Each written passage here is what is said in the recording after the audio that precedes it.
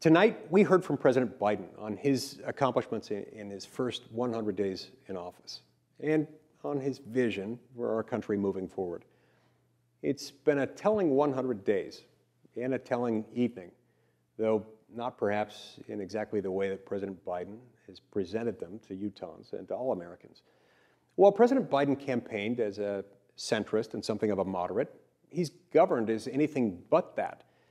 Consider a few of his main accomplishments thus far. In less than 6 months in office, he's issued 40 executive orders, including halting new oil and gas leases on public lands. That's a crippling blow to the countless Utahns who, in one way or another, depend on those leases for their livelihoods. Canceling the Keystone Pipeline with 1,000 jobs lost and 10,000 more that won't be created.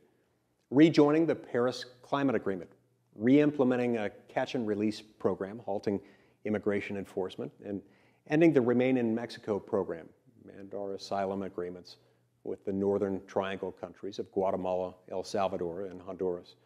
Creating huge surges of migrants and the now massive crisis on the border. He's passed a COVID relief bill spending $1.9 trillion, with only 9% of that going towards public health, and the rest of it going towards a partisan progressive wish list. He's unveiled a $2.3 trillion infrastructure package of the same ilk, with only 7% expected to go towards actual infrastructure. He's unveiled his so-called American Families Plan, a massive $1.8 trillion spending proposal that will be financed primarily by tax hikes. In fact, in just the first few months of his presidency, he's on track to spend a whopping $6 trillion, a total larger than the amount we spent on World War II, even when adjusted for inflation. On top of all that, President Biden has signaled openness to nuking the filibuster and packing the Supreme Court, something he had long opposed. He's insultingly and falsely painted Georgia's election integrity efforts as Jim Crow 2.0. Rather than the unity that he promised, President Biden has instead delivered extreme partisanship. He's taken unprecedented action to fulfill a progressive far-left agenda and increase the size, scope, and costs of the federal government.